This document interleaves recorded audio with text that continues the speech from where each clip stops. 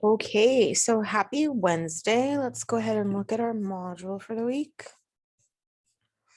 Don't forget your Romeo and Juliet resources are up here above our module, and they'll stay there as long as we're working on Romeo and Juliet.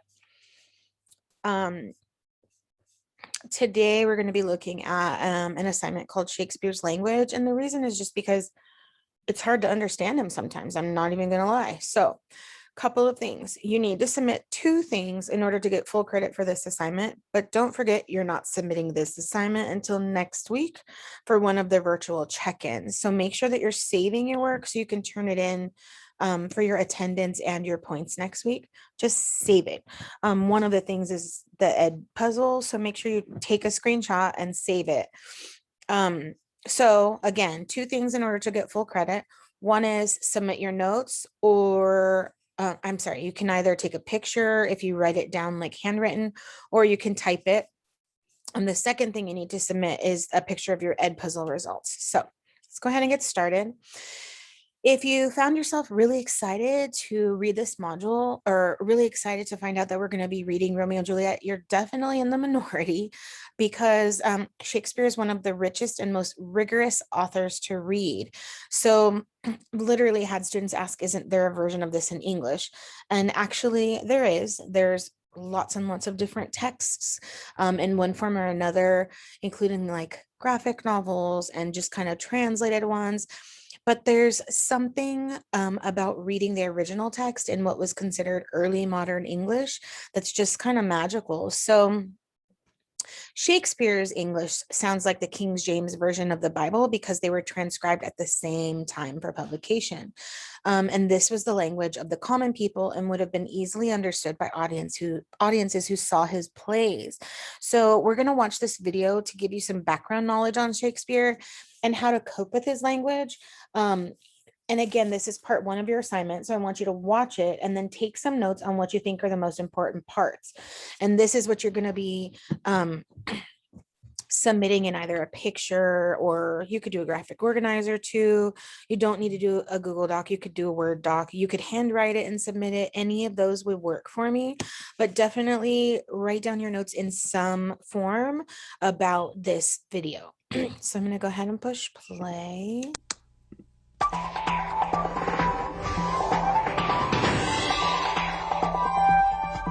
We're going to watch part of it, not the whole thing, because it is 25 minutes long, but we're going to watch at least a few minutes so you know what we're doing.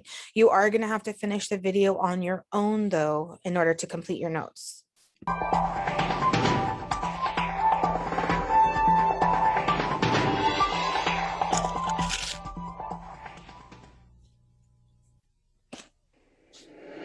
Tragedy! Tragedy!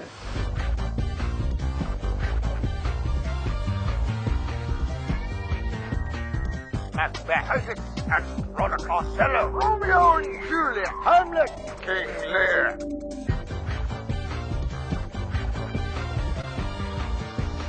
William Shakespeare.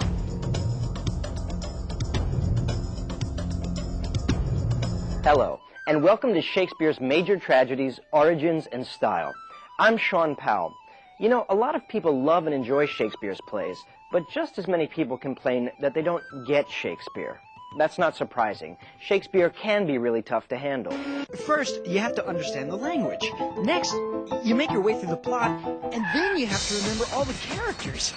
How do you keep it all in your head?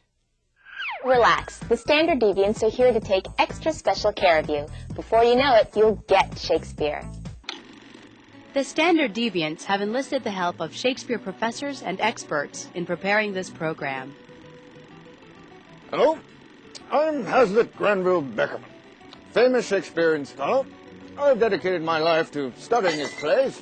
You may not love Shakespeare as much as I do, but with a little bit of help, you can learn to understand and appreciate his work.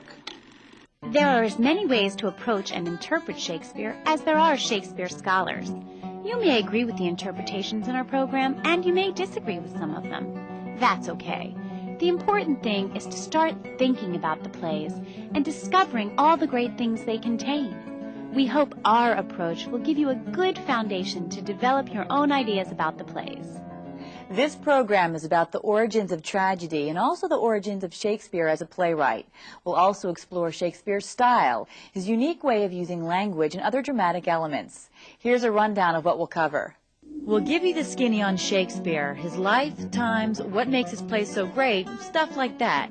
We'll also explore some of the differences between the drama of Shakespeare's time and our drama.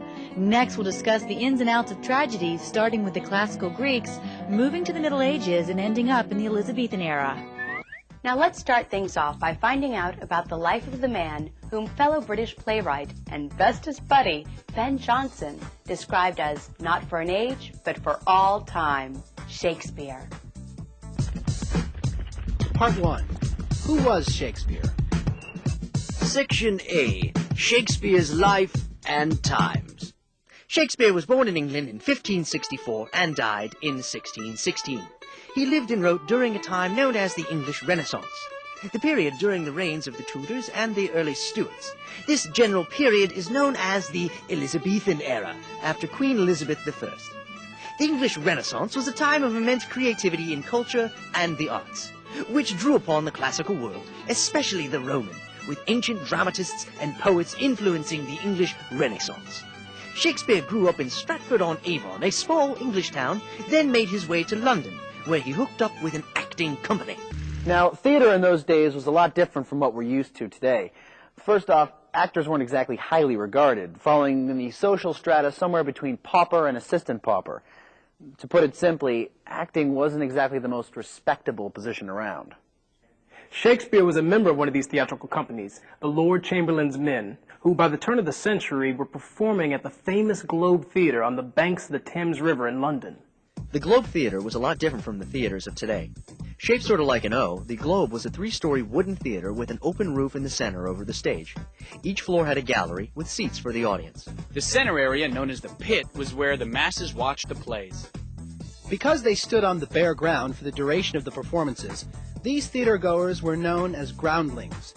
These groundlings ate hazelnuts all day and, quite frankly, smelled bad.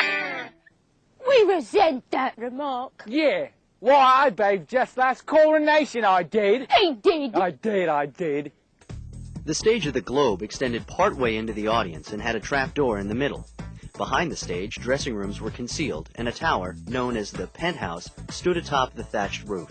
Since this was before the days of electricity, performances were held outside during the day, under the sky, usually lasting about 3 hours without an intermission. Shakespeare's company. Okay, I'm going to stop it right there, but you guys need to make sure that you finish watching it so that you can submit your notes on the video. And then you're also responsible for completing this Ed puzzle right here. Remember, again, I've said it before, but you're not actually submitting this work for grades until next week. So I'll be like, you'll see it. I'll explain it to you, but basically it's going to be duplicate assignment only. Instead of submitting nothing, it'll let you submit something.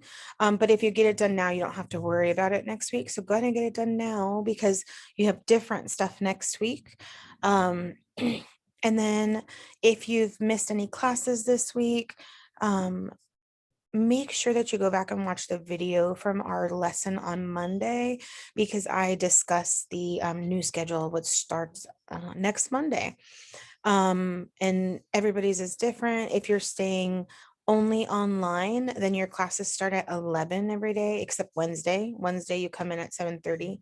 And then if you are cohort A or B, which you should be finding out tomorrow from our school, then it really just depends. But if you're A, you're red, and if you're B, you're blue. Go back in there and make sure to watch that video just so you kind of understand it. And if you do still have questions, shoot me a message or just ask. Your teachers and I are still trying to figure things out as far as the schedule goes, and we don't even know where you're going to be. So I know that some of you guys are able to like check on IC and see where they put you so far, but even I asked because mine was weird and I saw like one person was put in one class, actually 3 classes like that, and I asked about it and was just told wait until Thursday night. So you could look and take a peek in IC and see where you are. as far as cohort A or B, but it still might change or may not even be there yet. Not right now. So before I let you guys go, does anybody have any questions?